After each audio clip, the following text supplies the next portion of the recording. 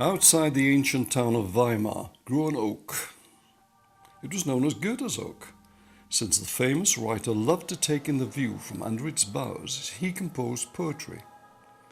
It was such an icon of German culture that it was said that if the oak should fall, the German Empire would crumble. In 1937 it came within the area that was designated for use as the site of a concentration camp, given the name Buchenwald. The bunker superintendent of the camp, Martin Somner, called the hangman of Buchenwald, found another use for this tree.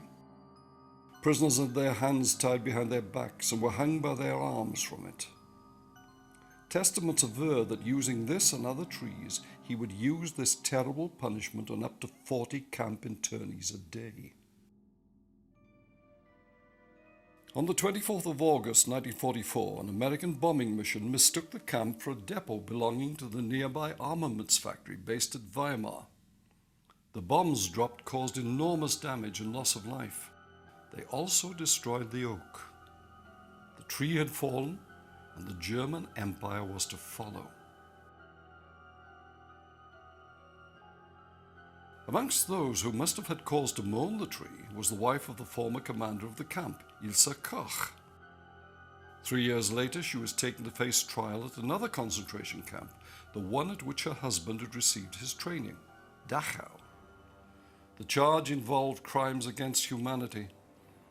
She is described in the Jewish Virtual Library as being the most famous of all Germans having committed atrocities during the war. In the 489 cases tried by the American military at Dachau, out of almost 2,000 defendants, she was the only woman. The majority of the images of Ilse and Karl Koch comes from 2 family photograph albums that have remained in the American archives and never before made public. The first album, Karl's, covers the period through his adolescence in the First World War up to the arrival of the newlyweds at Buchenwald. The second, Ilse's, takes off at this point and comes to an end at the beginning of 1942. Their bindings were to arouse allegations that they had been covered with human skin. When tested, they turned out to be suede of an animal variety.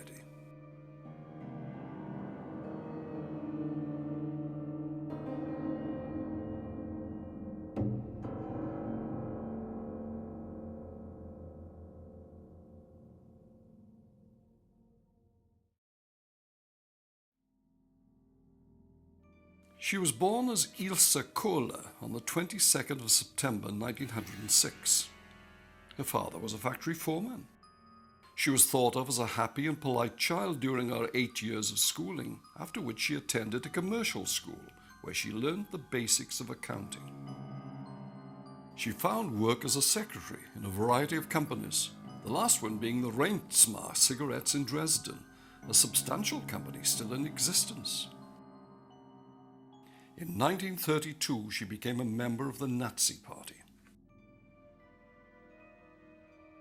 By the time Ilse Koch joined the party, it was a major force, having fought a number of relatively successful elections.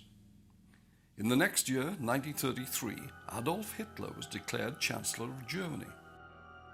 She had not come from a family of political extremists, although they were activists, her father being a militant Social Democrat.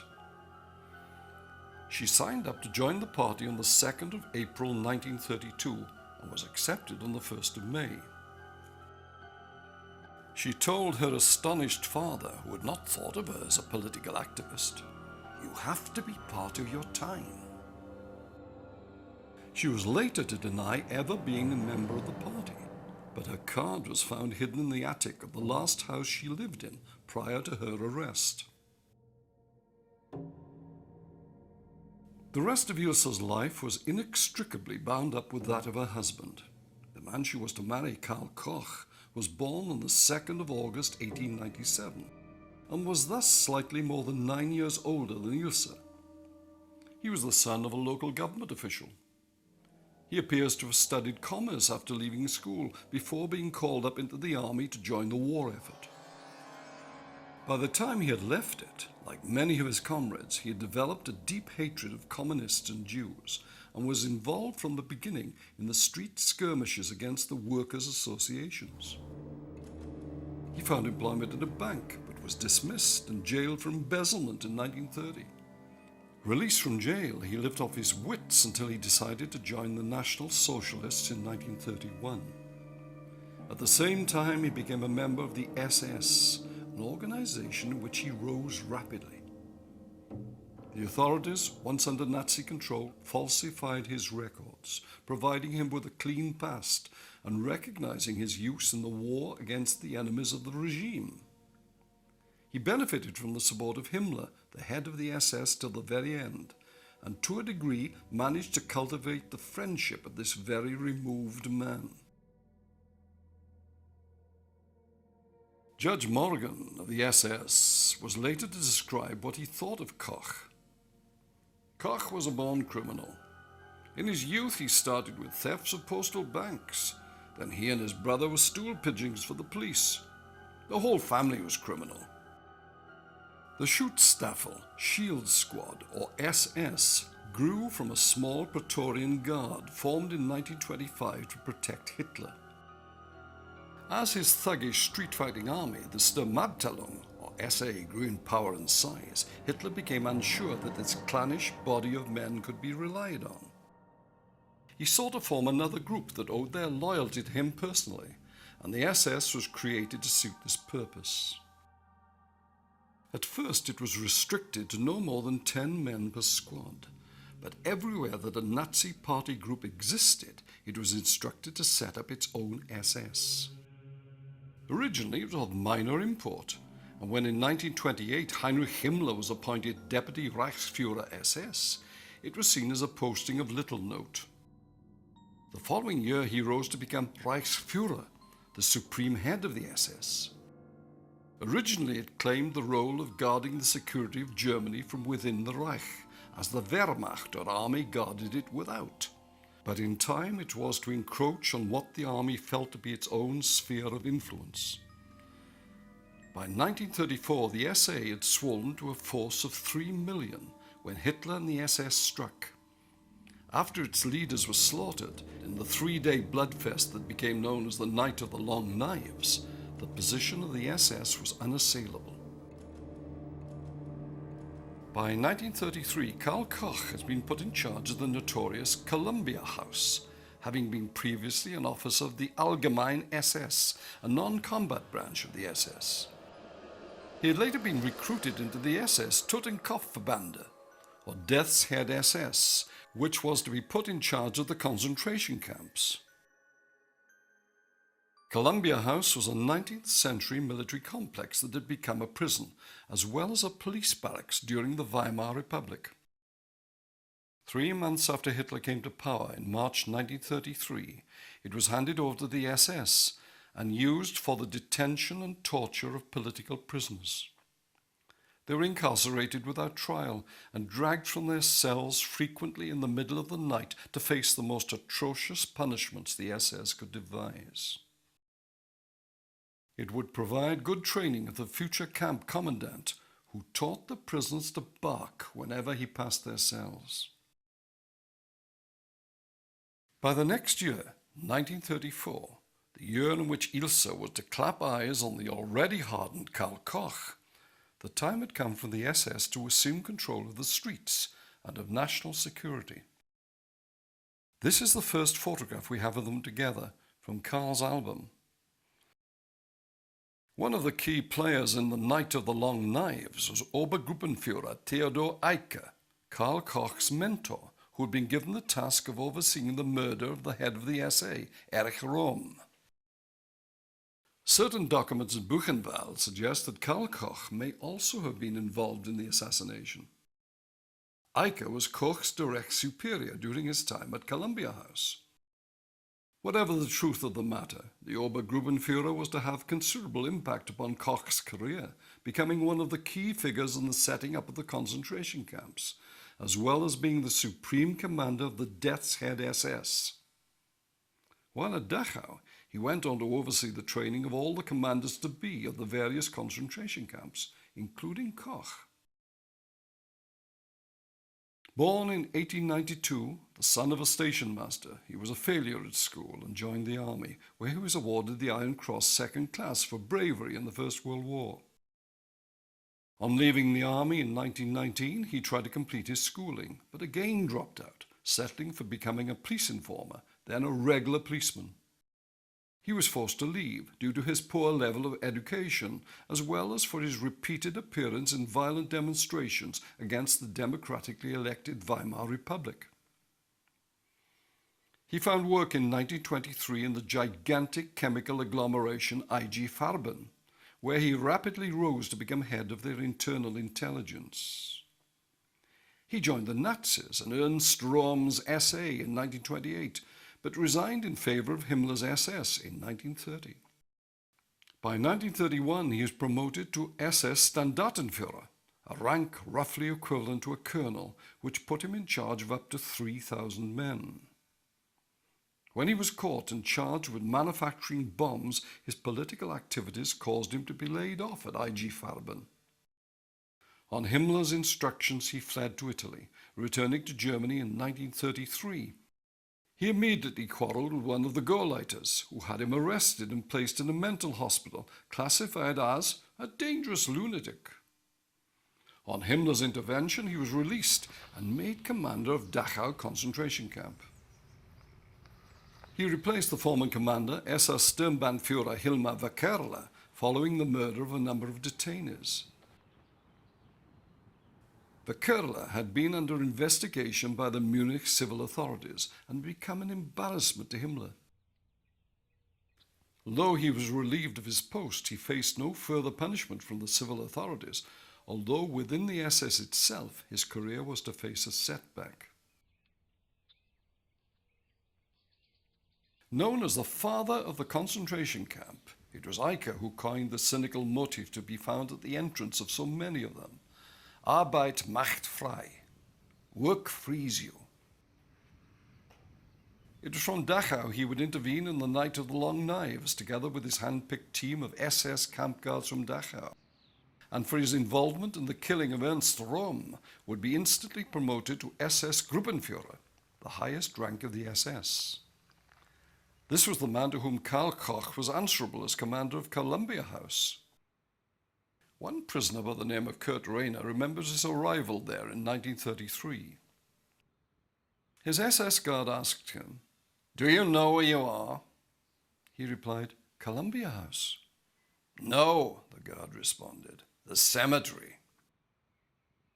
A year after the fateful meeting of Karl and Ilse in 1935, Colombia House was closed, together with a number of other smallish prisons, and replaced by larger camps created after the model of Dachau.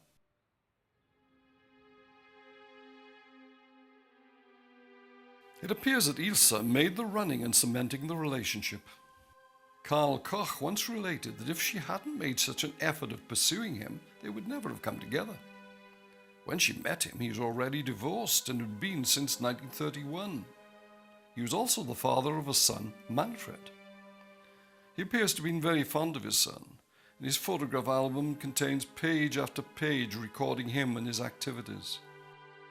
There is even a picture of him wearing his father's SS hat.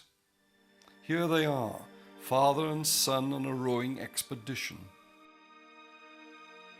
Shortly after meeting Ilse, the appearance of his son in the family album becomes less and less frequent.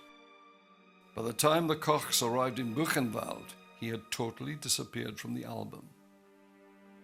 At this point, Karl's album also came to an end and was superseded by that of Ilse.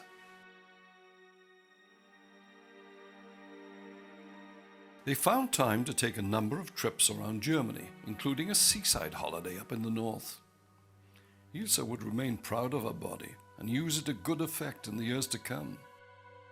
Karl had now been presented with a car in which they took great pride and made sure they were photographed with it. A picture curiously reminiscent of those in Bonnie and Clyde, shot at around the same time. Although they did not marry for over 2 years, they lived together for much of the time. She had arrived in his life as his star was rising. Both Eicke and Himmler had remarked on his inquisitorial talents, and in 1936 he was transferred from Berlin to become the commandant of the relatively small camp of Esterwegen. In 1923, during the Republic, a number of camps had been established in the northeast of Germany, and in 1933 two were chosen by the National Socialists, one of which was Esterwegen. The facilities provided for the SS were of the highest order, including a high diving board, and Karl made good use of them. For the inmates, sport took on a most sinister meaning. One of the prisoners relates that from time to time on Sundays, the SS would organize a special sporting event, which would involve a number of prisoners digging holes in the ground in which their comrades would then proceed to bury them up to the neck. The guards would then amuse themselves, driving their heavy lorries at top speed, using the heads as in an obstacle race, until all that remained was a bloody mess. During his residency at Esterwegen, Ilse paid Karl several visits. In the spring of 1937 they were married, and Ilse formally broke with the Catholic Church before performing a ceremony according to the rites of the SS. Himmler would have had to improve this marriage personally, given that it involved such a senior officer of the SS. The matter of marriage was taken very seriously by this amateur of eugenics theory. At the time of their marriage, Koch had been transferred to Sachsenhausen, a camp through which more than 200,000 unfortunates were to pass before 1945. Here Ilse found temporary employment as a guard and secretary to her husband. Meanwhile, in 1936, the Gauleiter of Weimar, Fritz Sauckel, had suggested to Himmler that an encampment of SS should be undertaken in Thuringia, the area under his supervision. Hitler went further and suggested there should be a new concentration camp. Sauckel was delighted and persuaded the local dignitaries and businessmen that the detainees would make a valuable financial contribution to the region through their low-cost labor. In June of that year, Eicke, who in May 1934 had been appointed inspector of concentration camps, negotiated with Sauckel a deal whereby the state would pay the installation costs and Thuringia would receive the financial benefits. On the 27th of October, 60 hectares were acquired for a camp that by 1937 would be ready to hold 8,000 internees. In addition, 13,000 SS troops were housed either there or in Weimar. By the 7th of July, Eicke had picked the first 300 prisoners to be transferred, and Karl Koch arrived to take command on the 16th. One of the main purposes of building Buchenwald, whose name incidentally means birchwood, was to provide labor for the nearby arms industry of Wilhelm Gustav Werk. The town of Weimar itself is one of the great cultural centers of Europe. The tombs of Goethe and Schiller may be found in the town, along with Goethe's house, where the great inspiration for the Romantic movement lived between the years 1775 and 1786. It is a great tourist attraction. It was here that he would write many of his most important works, though not Faust, the story of the man who sold his soul to the devil. Goethe's oak was later damaged by Allied bombing during a raid aimed at the nearby armaments factory. The camp was commissioned predominantly for political prisoners, though it will also house Jews, gypsies, homosexuals, and prisoners of war.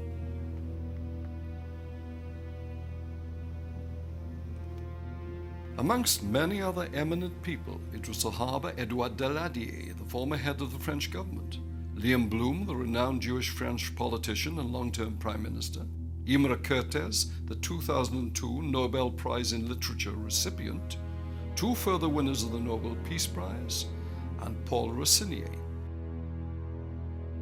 His story is the strangest of all. A passionate advocate of a united Europe, a man equally opposed to communism and fascism, a vehement pacifist who was so badly beaten by SS thugs that many years later he died as a result of the damage they caused him. He is now mainly remembered as being the father of the Holocaust deniers. What sort of camp would he have arrived at, and what sort of men would he be commanding? Again, his boss Eicke was hugely influential in the design of the camps, the training of the guards, and the treatment of the prisoners. Previous camps had been crude barbed wire stockades run by the SA or the SS indifferently. Pickings were good, as the troopers discovered that distressed families would pay well to attempt to relieve the sufferings of their loved ones.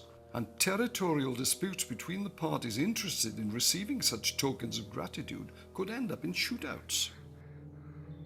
In March 1933, Himmler decided to establish a model camp at an unused munitions factory at Dachau, a town 12 miles northwest of Munich, and the man who had set his mark on it was Theodor Eicke. Long wooden huts were erected called blocks, with those in Dachau each originally housing 270 inmates. Each hut was divided into 5 rooms, each with 2 rows of bunks stacked 3 high. There were 54 men to a room, which formed a platoon, with an SS-appointed prisoner to take responsibility for the discipline in each one. This was at the heart of the Kapo system that he originated, by which a relatively small number of guards were able to intimidate a vastly greater number of prisoners. The SS training involved the young recruits being ordered to put aside any feelings of sympathy for the inmates. In Eicke's words, "Anyone who shows even the smallest sign of compassion for the enemies of state must disappear from our ranks. I can only use hard men who are determined to do anything. We have no use for weaklings." Rudolf Höss, the dread future commandant of Auschwitz, was trained by Eicke. He would later report that Eicke had no human understanding for the prisoners as a whole, and that his trainees developed a hate and antipathy against prisoners which is inconceivable to those outside. The guards themselves were treated brutally, despite which, due to his ability and willingness to fraternize with his recruits, Eicke was well liked and known as Papa Eicke.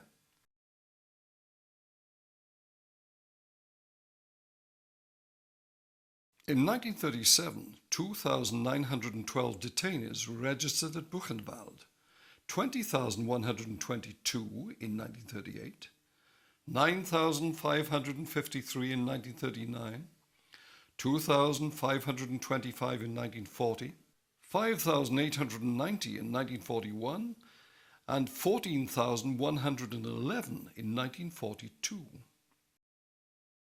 After the departure of Ilse and Karl, nearly 200,000 more were registered, bringing the official total up to 238,980. According to the SS records, 5,348 prisoners died during the reign of Karl Koch, and from his removal to the liberation, another 29,207. The dramatic rise in numbers in the later years of the war is mainly due to a typhus epidemic. Of the Jewish population, 7,000 were to die in 1945 alone. Many arrivals were delivered dead after enduring murderous conditions on the journey to the camp. Others were shot en route, adding an estimated 12,000 to 14,000. From 1942, Jews and Gypsy prisoners were deported to Auschwitz. They were counted amongst the deportees, but their names were never registered as arrivals. Altogether, around 56,000 people are estimated to have died at Buchenwald, or 24% of the total intake. 1,100 were hanged, and over 8,000 were shot, apart from those who died from other forms of execution. These figures were not included in the SS documentation, and reports of the barbarities practiced in the camps rely on the testimony of former inmates, since few written records were kept of the brutality that they nurtured. A former prisoner who arrived that summer remembers his welcome. On the place of assembly, an area to become dreaded, which was known as the Appellplatz, there were a number of black boxes. Commander Koch welcomed them. "Those of you who can't march straight will be shot. Look at those pigs in the coffins. That's what's going to happen to you, you dirty red scum." Buchenwald would remain essentially a camp for political prisoners, whose fate was slightly better than those marked for the death camps, the Jews and the Gypsies. As time went on, however, every variety of person who offended the mores of the Third Reich would arrive here: communists and other political prisoners, criminals, homosexuals, Jehovah's Witnesses, and prisoners of war. They would include writers, doctors, artists, and various strata of the nobility, up to a princess. The new arrivals would be dying of thirst, but any attempt to relieve their suffering was brutally suppressed by the SS and the Greens. The non-political prisoners, frequently violent thugs, were at least as bad as the SS themselves. They were identified by a green badge, while the political prisoners wore a red one. The new were put to work at once helping the SS construct the huts. There were no days of rest. As winter moved in, they worked without pullovers or other protective clothing while the temperature fell to 20 degrees below zero. Any reporting sick were beaten to the ground. They also worked the quarries, dragging the stones back in carts while being compelled to sing, and were given the mocking name, the Singing Horses. A particular favorite was the Hymn of Buchenwald, written by the librettist of Lecha. He would later die in Auschwitz, although one of the Kapos falsely claimed it as his own. When day begins before the sun rises, the columns leave for the daily toil. They part in the rising dawn. The forests are black as the sky grows red. We carry a morsel of bread in our bags and care in our hearts. Buchenwald, I cannot forget you, since you are my destiny. Only those who have left you behind can understand the splendor of liberty. You are my destiny.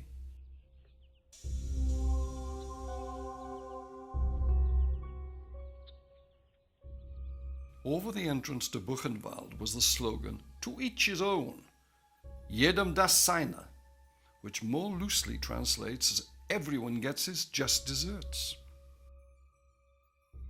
A speciality of Buchenwald was to stretch a prisoner on a device similar to the rack, called the little horse, and deliver 25 blows on the lower back around the kidneys with a thick bamboo cane, frequently resulting in the death of the victim. Ilse Koch would frequently attend these sessions, showing considerable satisfaction. On another occasion, she attended the Appellplatz when the prisoners had been forced to line up naked, as one of them was suspected of harboring a camera. Ilse watched them scrupulously, and any who made the slightest movement was reported for punishment. She was the only one of the SS wives who turned up regularly inside the camp, and the detainees consequently called her the female commander, or commandant. She was so at ease with the ways at Buchenwald that by Christmas 1938 she is reported to have attempted to assist in the hanging of 2 would-be escapees. Needless to say, she treated the prisoners with the utmost contempt, calling them swine or scum or bandits, or wherever she felt it appropriate, dirty Jews. The adopted sister of her husband, who spent some time working as an unpaid help to the Koch family, testified that she once boasted to her of how she set a dog on one of the inmates who was badly mauled. She found time to supervise the construction of a luxurious villa close to the main way through the encampment, which had been given the name Eicke or Eicke Street, in tribute to the man who had trained Karl Koch. It is with pictures of this wonderful home that Ilse's photo album begins, with the first pages recording room after room, together with other details of the house. The camera was brought out as soon as the house was ready for its occupants, and a page of the album is entitled First Day in the House.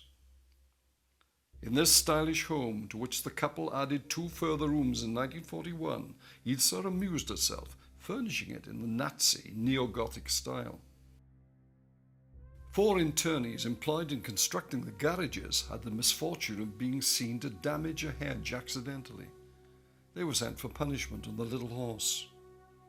Yet amongst all this, family life went on, and prisoners on their way back from hard labour would sometimes see the commander and his wife passing the time playing ping-pong in the garden.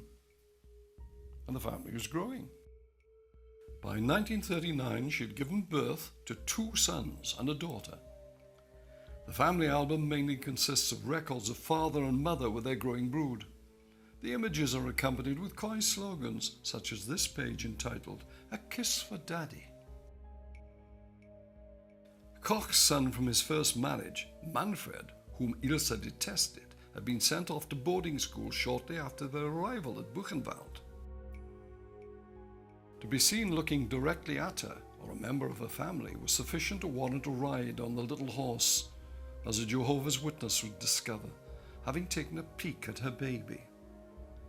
But what particularly earned her the hatred of the prisoners, nearly all male during the reign of the Kochs, was a habit of dressing herself provocatively, as if to attract attention, and reporting for punishment any person found so much as glancing at her.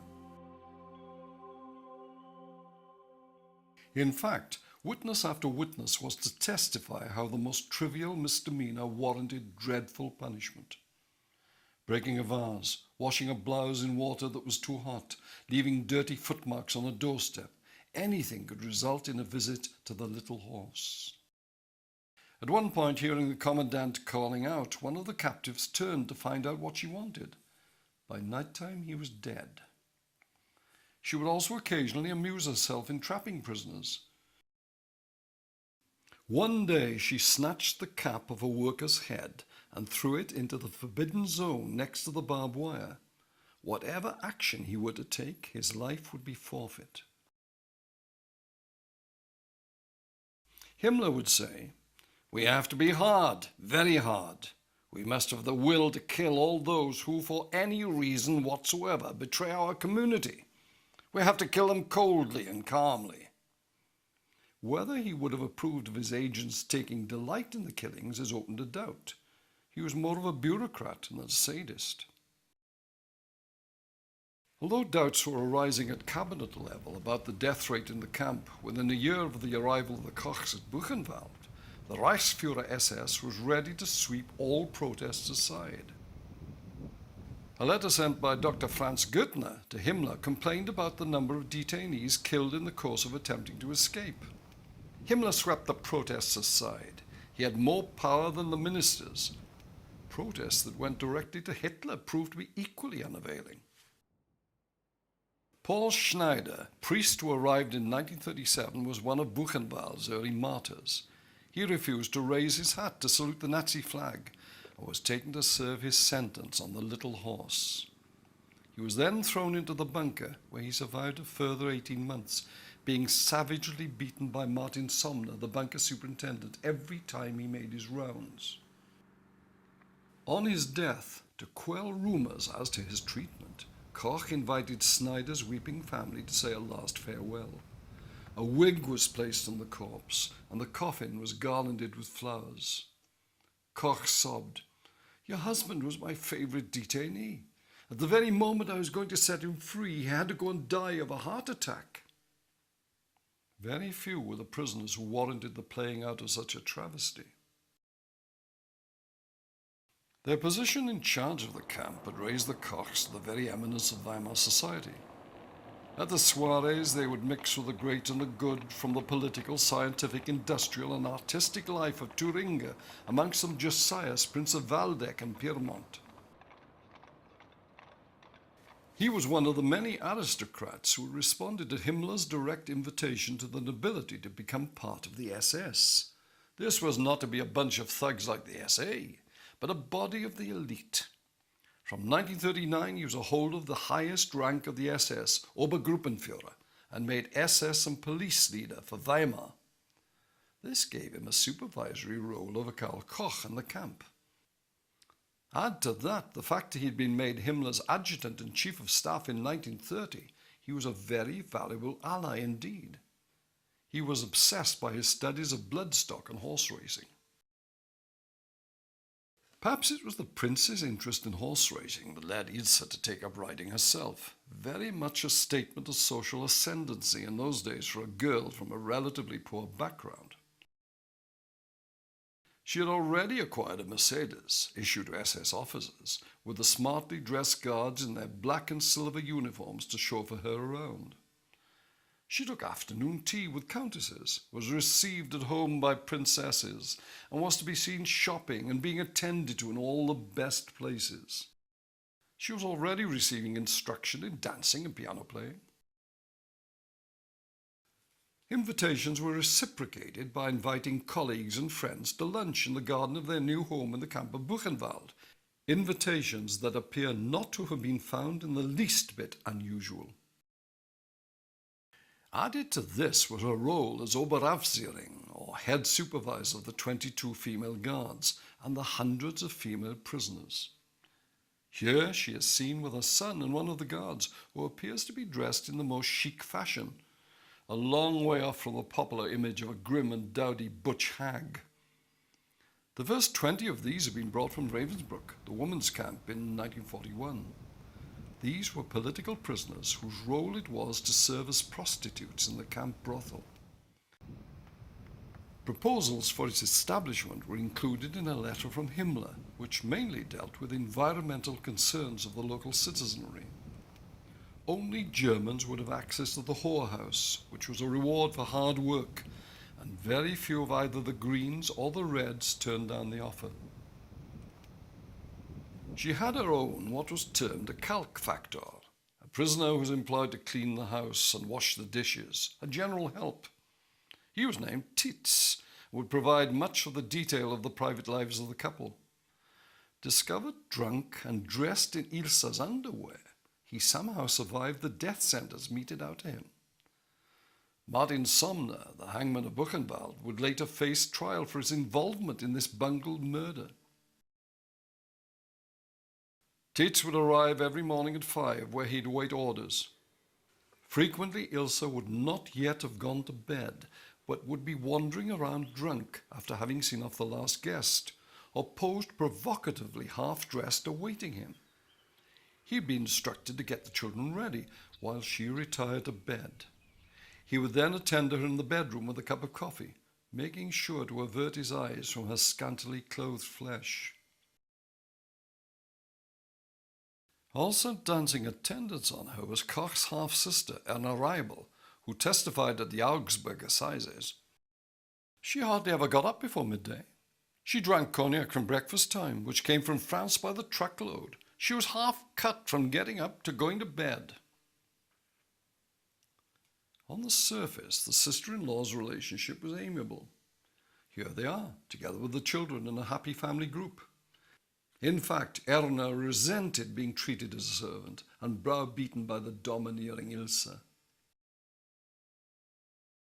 She took riding lessons in Weimar with the daughter of one of the SS officers, but soon they were to have a row. She continued nevertheless, and delighted in displaying her prowess within the confines of the camp, using her elevated position to pick out slackers or to threaten to trample random candidates under the hooves of a horse. She was also a great dog lover, as many of her photographs testify, and was able to order them to savage any of the inmates who happened to adversely catch her attention. To enhance her skills in riding, she decided that she needed stables and an indoor arena, which would be put to the charge of the SS as being a necessary facility for a soldier's training. However, she was practically the only person to use them at first. The stables were to find a more sinister use later. In 1941, as Germany declared war on Soviet Russia, the Kommissarbefehl, or the order for the extinction of any prisoners who were Soviet commissars, the communist activists amongst the soldiery, was passed. In practice, it was taken to mean Russians in general, was to include women and children. In Hitler's words, Bolshevism is no less a crime against society. The communist can never be a comrade, neither before nor after. It is a question of putting into place a war of extermination.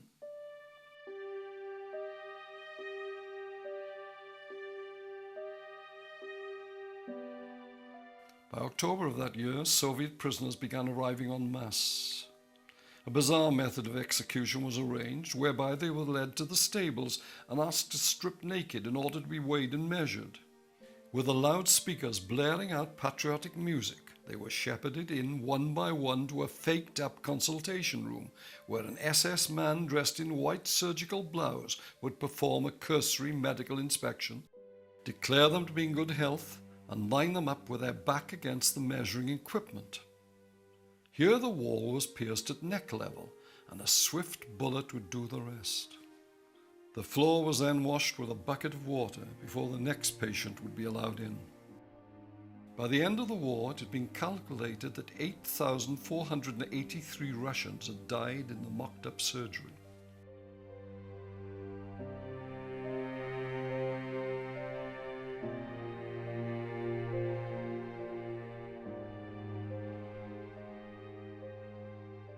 Others were to die at the hands of the doctors. The SS began to employ a medical corps in 1930, which was comprised of small units under the command of the local SS. By the mid-1930s, 350 full-time personnel were employed offering X-ray diagnostics to SS members, and with the coming to power of Hitler, the role of the SS Medical Corps was expanded to allow it to be attached to any office of the SS. By 1935, SS doctors were serving in the concentration camps, and their services were being called upon in 1936 to assist in a euthanasia program against the physically and mentally disabled. One of the 5 doctors assigned to Buchenwald, Waldemar Hoven, was to testify. Commander Koch brought together all the main men of the camp to say he had received a secret order from Himmler, according to which all the mentally infirm and all the disabled of the camp should be killed. All the Jewish detainees should be included in this program of destruction. On carrying out the order, 300 to 400 prisoners of Jewish and other nationalities were sent to the euthanasia station at Bernberg. Some days later, the camp received a list of those exterminated with a request to add false details of the causes of death. I obeyed this order. Amongst Waldemar Hoven's duties was the responsibility of carrying out autopsies to determine the cause of death, even if ultimately the real cause of death was falsified. The SS was most meticulous, not only in recording data, but also in following due procedure. He was also involved in experiments to find a cure for typhus, resulting in the death of many of the prisoners. An attractive young man at the time he met Ilse, he was to become one of her lovers. Another doctor to leave his mark on Buchenwald was Dr. Karl Wagner. Arriving in 1939, in 1940 he requested that his thesis be printed at the expense of the camp. Its theme was the relationship between those who bore tattoos and the criminal personality. He wished it to be illustrated with photographs, and had sessions arranged to take shots of relevant members of the camp population. The fact that most of them would not fit into what normally had been classed as criminal was ignored. In the middle of one of these sessions, Ilse Koch walked in. She asked what he was doing there, whether he had the permission of the camp commander. When he conceded he had not sought the necessary authority, she shrugged a shoulder and stalked out. It is said that it was at her subsequent meeting with her husband they came up with a plan to kill the inmates of the camp with the most remarkable tattoos and turn them into ornaments, such as lampshades, and it was once suspected as the bindings of the photographic albums. There were a number of testimonies to the effect that the commandant herself would inspect the prisoners and choose those who were to be slaughtered for their skins. Not all believe this to have taken place, and in none of her 3 trials was Ilse Koch found guilty of any such crime. Whilst a majority of historians believe she was indeed guilty, some agree that skins were removed, but only from the criminal population who had died of natural causes and for the sake of the perverted quasi-medical research purposes of Dr. Wagner and his colleagues. And others deny outright that there was ever any such harvest. Although whatever lampshades there may have been disappeared at the time of the liberation, there are reports of auctions of such artifacts, with their provenance being ascribed to Ilse Koch as late as 1979. Another ghastly practice that was to be taken up at Buchenwald was the shrinking of heads as mementos. Communication of the 7th of May 1942 indicates how widespread the practice was. The senior doctor of the SS garrison in Weimar took it upon himself to lay down rules for the head of pathological services in Buchenwald. Your attention is drawn to the fact that the practice of certain articles being offered as presents, shrunken heads, etc., should cease immediately. As for the gathering of tattooed skins, there exists a telex of 17th of April 1944, authorized by Dr. Lolling of Sachsenhausen, one of the chief officers of the medical services of the SS, requesting that an urgent dispatch be made of the 142 pieces of tattooed skins from Buchenwald, previously notified. The response came back 48 hours later. The tattoos were dispatched on the 19th of April, order of the commander, but by this time Karl Koch was no longer the commander. Whilst this had all been going on, the photographic records that Ilse was keeping of the facade of life at the camp continued to promote it as the ideal place to bring up a child. One page is called A Happy Sunday. On another, her son is entertained by being introduced to a rabbit by a member of the SS. The SS was not simply a security service. Over the years, it had grown into a massive business enterprise. It was apparent from the start that putting people in concentration camps was an expensive business. They had to be housed, fed, and guarded. Roads would need building, and the housing needs of the guards attended to. To solve the funding problem, the prisoners were put to work, and from their labor an immense business empire grew, overseen by Himmler and the SS. In this environment, it was essential to see that whatever money there was should not be siphoned off by fraudsters in the camps themselves. With this in mind, Himmler had set up his own investigatory apparatus and judiciary, headed by Judge George Conrad Morgan. Born to a railwayman in Frankfurt, Morgan's strivings had taken him through the University of Frankfurt and the Hague Academy of International Law. Considered to be a pacifist, in 1936 he had published War Propaganda and the Prevention of War. A year after meeting Hitler, it was published by the Reich. His pacifist views had not prevented his rising in the SS, where he held the rank of Sturmbannführer, despite which he had been punished by being sent to serve on the front lines for insubordination. By 1942 he was back in favor, investigating charges of corruption in the camps. In July of that year, he arrived at Buchenwald, where he was to remain for 8 months. What was originally an investigation into corruption was to develop into a murder trial. Buchenwald was itself a considerable source of revenue by this time. It supplied labor for 117 companies, including heavy industry, chemical works, and the local armaments factory. In the year during which the Kochs were under investigation, its turnover was substantial. Its net revenue for the year was in excess of $1 million. The Kochs had been assiduous in attempting to keep in the good graces of the higher ranks of the Third Reich. In 1939 alone, Himmler had received a desk garnished with green marble and made in the workshops of Buchenwald, with a value of $15,000 to $20,000. Goering had been presented with a more unusual gift, a zoo built outside the camp. He thanked them for it, but never bothered to visit.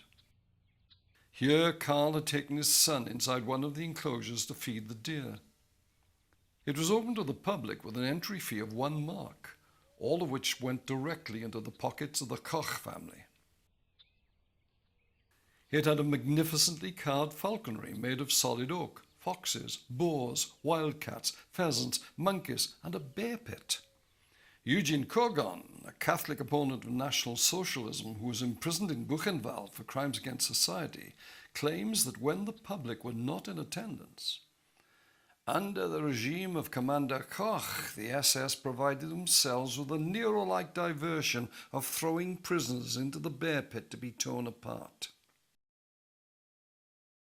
As well as siphoning off other funds, one of the main sources of revenue for the Kochs was the sale of clothes and jewellery that were taken from the prisoners at their arrival at the camp. They also seem to have put pressure on the Jewish detainees to have money sent to them by their relatives. The proceeds of a farm consisting of more than 500 ducks, geese and chickens went straight into their treasure store, either in the form of cash or bartered goods. Funds from the SS canteen were also sequestered, and it was the sequestering of these funds that would set off Judge Morgan's investigation. Eicke, the General Inspector of Camps and Koch's mentor, appeared frequently in Buchenwald and was generally kept in the picture, as well as receiving tributes amounting to tens of thousands of dollars. Josias, Prince of Waldeck and Piedmont and head of the SS of Weimar, who had proved such a valuable friend of the Kochs in the past, introducing them to the cream of local society, was not forgotten. He was provided with his own team of workers to ransack homes that were bomb damaged, stripping out the piping and architectural features to decorate his own property, as well as an SS refrigeration room, which he used for the spoils of his hunts. Despite this comfortable symbiotic relationship, the prince fell out with the commander. It may have been to do with a rivalry over Koch's mistress, a dancer. In 1941, Koch's main protector, Eicke, had been withdrawn from camp duties and sent to command the fighting arm of the SS, the Waffen-SS, on the Eastern Front. Within months of Eicke's withdrawal from the scene of action, Josias of Waldeck made his move, demanding through the tax office unpaid tax on the receipts from the Buchenwald canteen, for which the camp commander was responsible. In a panic, Koch began to burn receipts, turning at the same time for support of Himmler. Himmler intervened, telling Waldeck to drop the matter. Nevertheless, the commander was removed from Buchenwald and sent to Majdanek to act as temporary chief of the extermination camp in Lublin. This was on January 2nd, 1942. It was about this time that Ilse's album comes to an end, still trying somewhat desperately to record a picture of harmonious family life. Although Ilse visited him, she had no intention of moving to Lublin. She may no longer have held any power in Buchenwald, but she still had a home and her associates. She wrote to her sister-in-law, Erna Reibel, the same relative who had served her as a help during her days of glory. "How I hate Karl!" It was in July of that year, having had time to think things over, that Himmler decided to send Judge Morgan to investigate the state of affairs in Buchenwald. On Karl's return to Weimar on the 24th of August 1943, he was arrested and incarcerated in the local jail under the control of the Gestapo, the state police. To Ilse's dismay, the charges raised by Judge Morgan concerned not only her husband, but herself. Karl Koch was accused of not putting into effect orders from his superiors, thus putting at risk the security of the Reich, and more specifically of having kept a secret fund, a black box of around $200,000 in cash and other articles of value, which rightfully belonged to the Reich. He was accused of having killed for his own ends 2 detainees, Kramer and Pikes. They were political prisoners serving as medical orderlies who had been killed to prevent them discussing the fact that they treated Koch for syphilis. Ilse was accused of receiving and disposing of $25,000 worth of stolen goods in cash and $46,000 worth of valuables. Her lover, Dr. Valdemar Hoven, was accused of having killed 6 detainees by injecting them with phenol for the purposes of eliminating them as possible witnesses before the court of investigation. Phenol, also known as carbolic acid, became one of the most efficient methods of extermination used in the concentration camps, particularly in Auschwitz, where it was found to be both cheaper and quicker than gas, where small groups of people were concerned. Phenol was injected directly at the heart, causing cardiac arrest within 10 to 15 seconds. Martin Somner, the bunker superintendent, was charged with having unsuccessfully attempted to kill Ilse Koch's attendant, who had been accused of dressing up in her clothes and stealing her alcohol. He was also arraigned for having beaten a detainee to death in the company of Hoven. In the course of the investigation, in which was confirmed to his own satisfaction that Ilse was well aware of the illegal trafficking of her husband, she had, so he writes, an alleged nervous attack in front of witnesses, during which she accused her husband of being a crook and a piece of trash, whom she didn't wish to be seen as an accomplice of, and revealed all the details of his various dealings. It emerged that her savings account only contained $100 until her husband transferred a further 5,000 marks to it in 1938. She claimed to be a woman ignorant of commercial affairs, despite a secretarial and financial training. As opposed to these claims, Karl Koch, second in command, and another of Ilse's lovers, testified that all the world knew she was the stronger of the married couple and that she ruled through sexual dominance. The idea of her being so helpless that she could be pushed around in a wheelchair by a baby appears to have been a long way away from the truth. He thought she kept the keys to his office and that all his papers were scrutinized by her. At this point, Ilse attempted to retract her various accusations, pointing the finger at the Prince of Waldeck, whom she claimed had been motivated to make false accusations for personal reasons, but it was too late. She had obviously become concerned she would go down with Karl and attempted to absolve him of all her previous accusations. It was too late. Karl Koch, Valdemar Hoven, and Martin Somner were found guilty of the charges against them and were sentenced to be hanged. None of the sentences were to be carried out for a considerable period of time, and one of them never. Of Karl Koch, Morgan was later to testify. I think the human language is not capable of describing the horror of Koch's crimes. He was mad for power and took every occasion to get rich off the prisoners. I am convinced he stole millions from the camp. Ilse Koch was acquitted of all charges.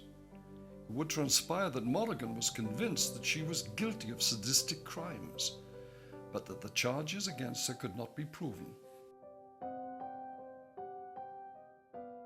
She was released from the prison in Weimar and turned up at her sister-in-law's near Stuttgart. An arrival had taken custody of the children who were living with her. Ilse paid scant attention to the children, wrapped up in her own misfortunes.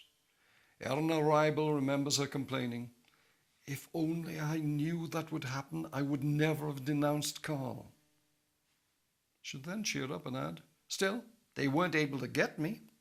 All it took was consistent lies and making doe's eyes at the judges." She was also concerned that Erna hadn't managed to rescue her chess set. "You know why the pieces were so heavy?" she asked. "It's because they were made of gold." She took her children's ration cards to feed herself and reported to the local National Socialist office, which provided her with the lodgings belonging to a low-ranking officer who was at the front and whose wife had been killed in the bombings.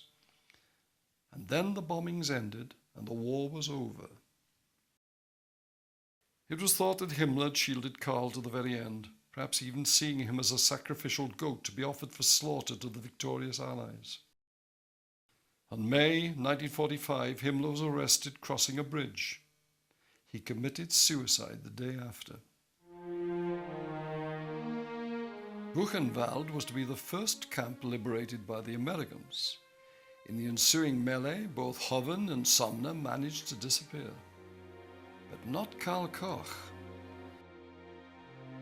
Josias, Prince of Waldeck, noting the failing reach of Himmler, had had him shot 10 days before the Americans appeared. 21,000 prisoners were liberated, and the liberating army arrived to find the camp already in friendly hands. Fearing that the SS were planning a massacre, the communist detainees had stormed the towers, using weapons they had been collecting since 1942. All the guards who had not already fled had been killed. At first, the liberation changed Ilse's life for the better. She took to walking out in Sallenwald, a small forest near Ludwigsburg, where she was able to meet a lot of American officers. Soon they were coming to collect her in their cars and delivering her back home again. It was a less welcome American soldier who would knock on Erna's door. After introducing himself, he bent down to question the children. "Were you really at Buchenwald?" he asked. Gisela was too young to remember, but Artvin particularly remembered Ilse's dog, Artus. The Kochs had always loved dogs, and Artvin had been photographed frequently with them. One of the detainees had recognized Ilse, and she was arrested. She was tried at Dachau, the first of the great concentration camps, and the base where her husband had received his training. The trial was but one of a series of war crime trials that would take place there between 1945 and 1948, and she was the only woman who would be brought before this court, together with 30 other defendants from Buchenwald. The Americans decided that they only had jurisdiction from the date of declaration of war with Germany to the war's end. In Ilse Koch's case, the relevant dates would be from 1941 to 1943, when she was the wife of the commander of the camp. She was accused of participating in a common plan to violate the laws and uses of war during that period. The trials were overseen by General Lucius D. Clay, who had been deputy to General Eisenhower and who was then appointed Commander-in-Chief of U.S. forces in Europe. Shortly after the trials, he would gain lasting fame as being the brains behind the Berlin airlift, by which the Soviet blockade of Berlin was relieved in 1948 within 24 hours of its being imposed. At the Nuremberg International Military Tribunal, the U.S. prosecution had introduced Exhibit number 253, which consisted of 3 pieces of tanned skins that had been removed from prisoners by doctors at Buchenwald. The prosecutor there claimed that Ilse Koch had ordered such pieces of skin to be made into lampshades. He also introduced as Exhibit number 254 a shrunken human head said to be that of a Polish prisoner that he further claimed had been used by Ilse Koch as a paperweight. The SS judge, Dr. George Conrad Morgan, was a key witness. He observed that Ilse Koch loved to make obscene remarks to the prisoners and that she wore provocative clothing in an attempt to entice the prisoners to look at her. For this crime they would be beaten, in some cases he believed beaten to death, though he had no proof of this. At one point the American prosecutor brought up the matter of Jean Collinet, who he claimed had been a young, blonde, good-looking young man with a tattoo of a schooner on his front. Working without a shirt one hot day, Ilse Koch happened upon him and noted his number. The prisoner disappeared, and his skin was later noted drying in the pathology laboratory by Dr. Kurt Sitter, a prisoner who would identify a shrunken head before a Senate hearing. A cleaner later remarked the schooner design on a book cover in the Koch house. There are also said to have been a pair of gloves made of human skin, as well as a lampshade. None of these items was ever found, although amongst other witnesses there is a missive from the Canadian ambassador declaring that on an official visit to Weimar on the 24th of April 1945 he saw a lamp made from tattooed human skin. Despite the claim of the ambassador, the lamp was never found. Various explanations emerged. Some said that when displayed to senior members of the SS at a Koch birthday party in 1941, after being received as a great success, it was thought more prudent to get rid of it. Others said it had still been there when the liberation forces entered Buchenwald, and that it had been mislaid or misappropriated. There were claims that the base of the lampshade had been made of human bones, and that the skin of the shade was stretched over bones, and that the light switches in the Koch house were mummified fingers. None of these items appeared as evidence. Pieces of skin from Buchenwald that were later identified as being human at the Nuremberg trials and the later Senate hearing had no suitable piercings for creating a lampshade. By the time the liberation forces entered Buchenwald, the Kochs had not lived there for roughly 2 years. Lampshades that were found in the Koch home were later found to be made of animal skin. According to Eugen Koch, a former prisoner and the author of the Buchenwald report, there had been a factory at Buchenwald which produced products from animal skin. Dr. Morgan refused to bear witness to having found any such lampshade in the course of his 8 months' investigation, despite being put under considerable pressure according to his later declarations. He asserted that he suffered multiple beatings by the Americans and threats to turn him over to the Poles or the Russians in an attempt to get him to sign an affidavit relating to the lampshades, but he continued to refuse. His opinion was that whilst Ilse was undoubtedly guilty of many crimes, this was one of which she was innocent. Halfway through the trial, Ilse announced in the courtroom that she was pregnant. She was rumoured to be extremely promiscuous, and during her time at Buchenwald, it was whispered that she had had numerous affairs, not only with officers, but even prisoners. The latter seems extremely unlikely, given the evidence that merely looking at her brought on serious chastisement. But her announcement had 2 immediate effects. She would certainly not be hanged while she was pregnant, and the American authorities were placed in the embarrassing position of having to explain how this event could have taken place. The official version was that one of Ilse's former lovers, an officer from Buchenwald, worked in the prisoner's kitchen at Dachau. After a chance meeting there, he dug a tunnel into the barracks where she was being held. Perhaps a more likely explanation lays the responsibility on one of her American guards, and in particular Joseph Kirschbaum. Ilse Koch was never to reveal the truth of the matter. On August the 14th, 1947, she was found guilty by her 8 military judges of the charge of participating in a common plan to violate the laws and usages of war, but was not convicted of any charge relating to the charge of having a lampshade made from human skin. There was no appeal process for any of the judgments, but they were subject to a review board presided over by General Clay. Her sentence was life imprisonment for 1 count of incitement to murder, 1 of incitement to attempted murder, 5 of incitement to severe physical mistreatment of prisoners, and 2 of physical mistreatment. The court found no proof that anyone at Buchenwald had been murdered for his tattooed skin, but it expressed no doubt that skin lampshades had been made and that human heads had been shriveled and preserved at the camp. For many, the life sentence was not enough. They thought she should have hanged. In Jean Smith's biography of Clay, she quotes him as saying, "There was absolutely no evidence in the trial transcript that would support the death sentence, other than she was a rather loathsome creature. I suppose I received more abuse from that than anything else I did in Germany. Some reporter had called her the Bitch of Buchenwald, had written that she had lampshades made of human skin in her house, and that was introduced in court, where it was absolutely proven that the lampshades were made of goat skin." In October 1948, the general commuted her sentence to 4 years. He was to give his reason for this in his autobiography, Decision in Germany.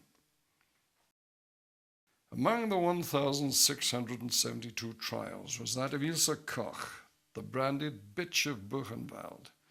But as I examined the record, I could not find her a major participant in the crimes of Buchenwald. A sordid, disreputable character, she had delighted in flaunting her sex, emphasized by tight sweaters and short skirts, before the long-confined male prisoners, and had developed their bitter hatred.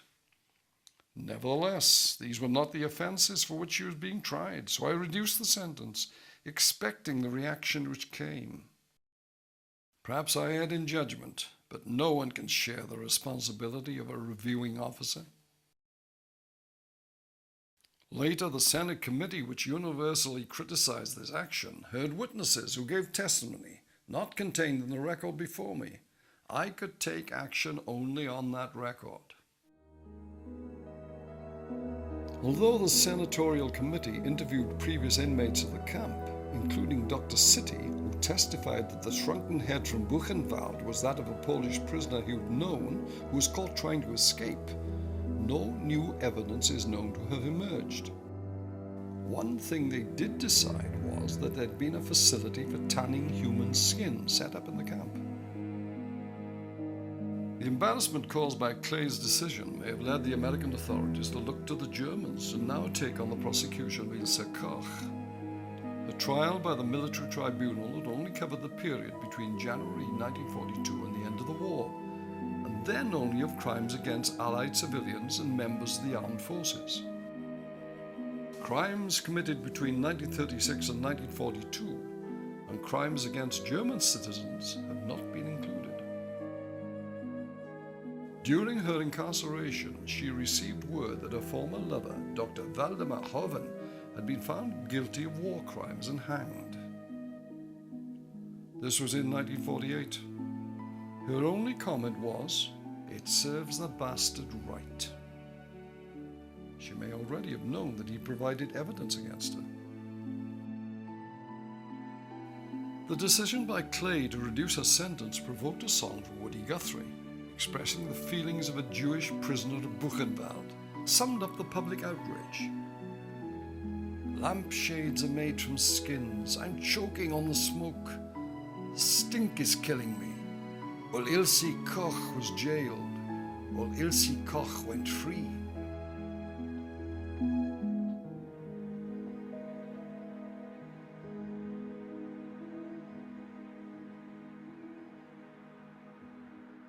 She was barely released.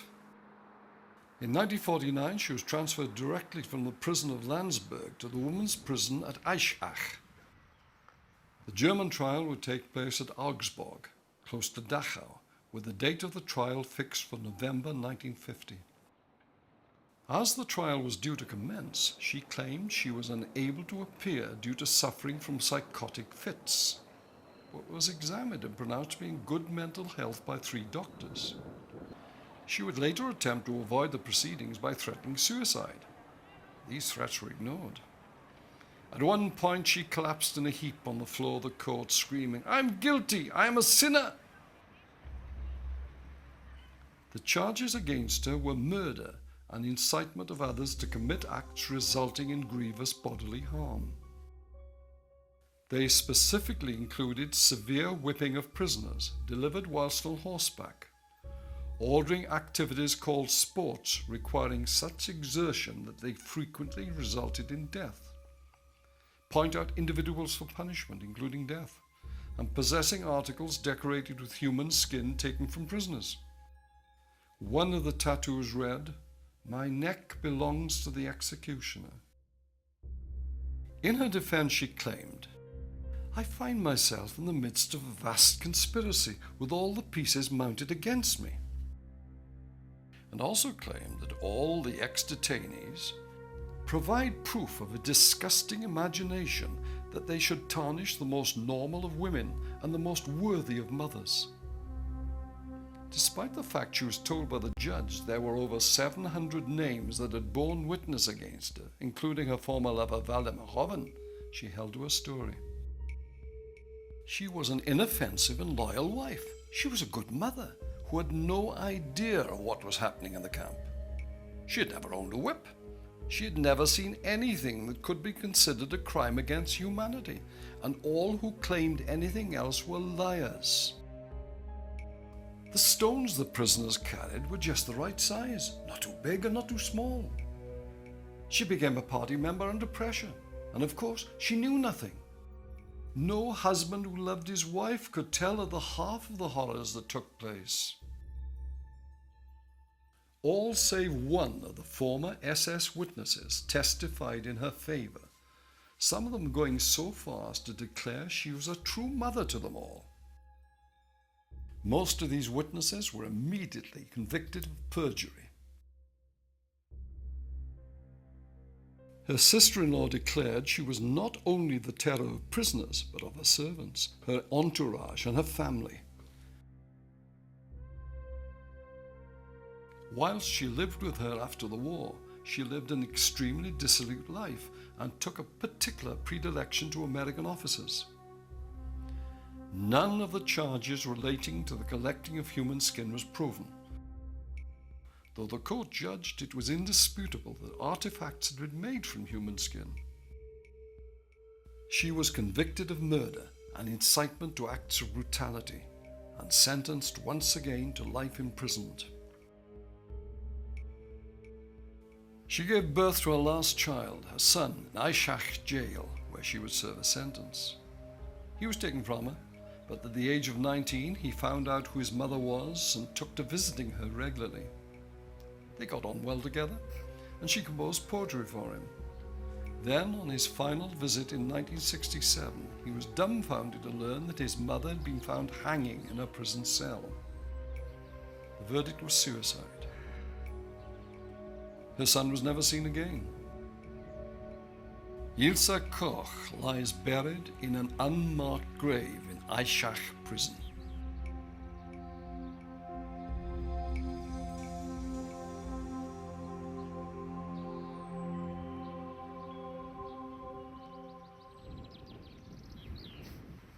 Theodor Eicke, the mastermind of the concentration camp, was killed in action on the Eastern Front in December 1941. Josias, Prince of Waldeck, was given a life sentence, which was reduced to 3 years, and later granted a complete amnesty in 1953. He remained head of the House of Waldeck with all his entitlements. In July 1958, the bunker superintendent Martin Somner was found guilty of 38 murders and received a life sentence.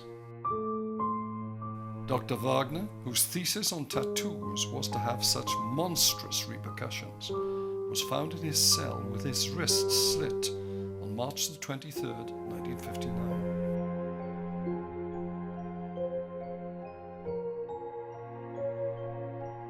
Ilse Koch is remembered as the woman who furnished her home with artifacts created from the flayed skin of the prisoners under her care, a charge that was never proved against her. Perhaps the charges against her were correct. Perhaps these particular charges have stuck to her due to our need, amongst all the horrors that man has inflicted on his fellow man over the past 100 years, to provide evil with a human face. By remembering her as the lady with a lampshade made of human skin, this face has become that of Ilse Koch.